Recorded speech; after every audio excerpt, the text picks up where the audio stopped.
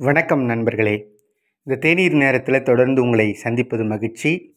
நேற்று இந்து தமிழ் திசை பேப்பர் பார்க்குறபோது தான் அதில் ஒரு 2 கட்டுரைகள் நடுப்பக்கத்தில் இசைஞானி இளையராஜா அவர்களை பற்றி ஒரு நீண்ட கட்டுரைகள் வந்திருந்தது.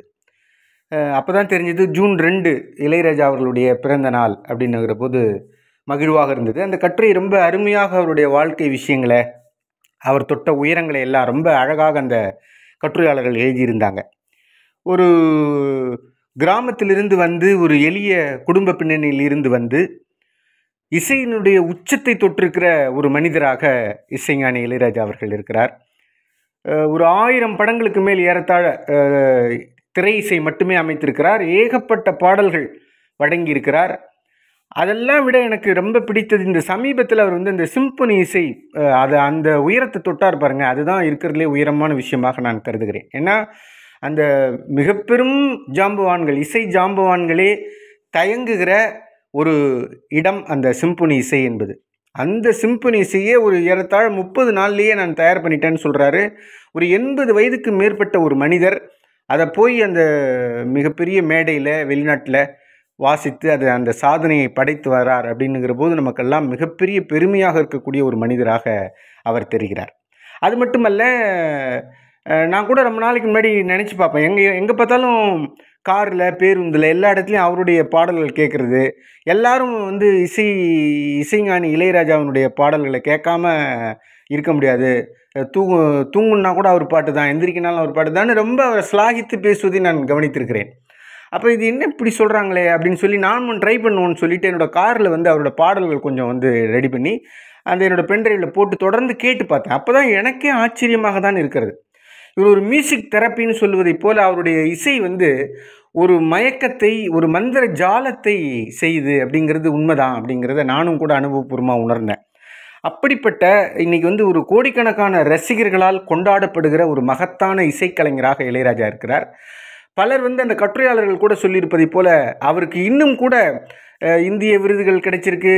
அப்புறம் திரை இசையில் வந்து தேசிய விருதுகள் வாங்கியிருக்கார், எவ்வளவோ விருதுகள் வாங்கியிருக்கிறார் என்பதை காட்டிலும் கூட வெளிநாடுகளில் இருந்த இப்போ இன்றைக்கி வந்து அவர் தொற்றிருக்க உயரம் வந்து சிம்பொனி இசையின் மூலமாக அவர் சாதித்திருக்கிற சாதனை, ஒரு பெரிய மொசாட், பித்தோவான் என்கிற உலக இசை மேதைகளில் ஒருவராக இசைஞானி இளையராஜா அந்த வரிசையில் இடம் பிடித்திருக்கிறார்.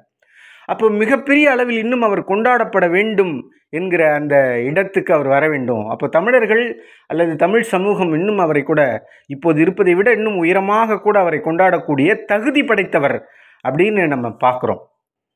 அப்போது அவர் இப்போ நேற்று கூட அவருடைய பிறந்தநாள் செய்தியாக செய்தியாளர்கள்ட்ட பேசுகிறார். அப்போ சொல்லும்போது கூட இந்த மாதிரி ஆகஸ்ட் 2 வந்து அந்த மிகப்பெரிய இசையை நான் இங்கேயே நிகழ்த்தி காட்ட போகிறேன், அதுக்கு நம்முடைய தமிழக முதல்வர் எல்லாம் வந்து வாழ்த்து தெரிவிச்சிருக்கிறாங்க, எல்லோருக்கும் நன்றி என்று அவர் தெரிவிக்கிற அந்த செய்தி இன்னும் மகிழ்ச்சியான செய்தியாக இருக்கிறது.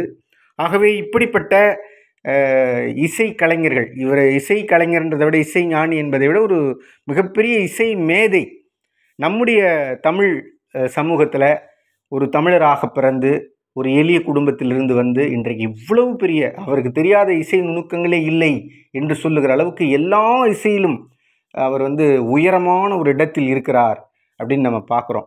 அந்த கட்டுரையாளர் ஒரு செய்தி சொல்லுவார், அதை சொல்லி நான் நிறைவு செய்ய விரும்புகிறேன். அவர் வந்து இளையராஜா வந்து கொஞ்சம் கர்வமாக இருக்கிறாரு, கர்வமாக பேசுகிறாரு அப்படின்னு சொல்கிறாங்க. ஆனால் இலக்கியவாதிகளில் கூட நிறைய பேர் இந்த மாதிரி கர்வமாக இருந்திருக்கிறாங்க. இன்னும் மற்ற துறைகளில் கூட நிறைய பேர் கர்வமாக இருந்திருக்கிறாங்க. அதெல்லாம் குறிப்பிட்டு பேசாதவர்கள் ஏன் இசைஞானியை மட்டும் கர்வமாக இருக்கிறாரு, கோவப்படுறாருன்னு பேசுகிறாங்க அப்படின்னு அவர் தொட்டு காட்டி எழுதுகிறார்.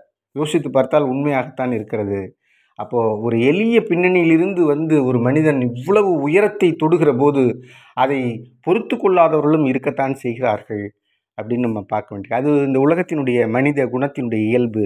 ஒரு மனிதன் அடுத்த மனிதனை பார்த்து பொறாமைப்படுவது, அல்லது ஒரு மனிதன் எளிய பின்னணியிலிருந்து உயரம் தொட்டால் அவனை பார்த்து பொறாமைப்படுவது என்பது இருக்கத்தான் செய்கிறது. அது இளையராஜாவுக்கும் அது விதிவிலக்கு இல்லாமல் இருக்கிறது. ஆனால் இதெல்லாம் ஒருபுறம், இதையெல்லாம் கடந்து அவர்கள் எங்கோ அந்த உயரத்தில் அவர்கள் இருக்கிறார்கள்.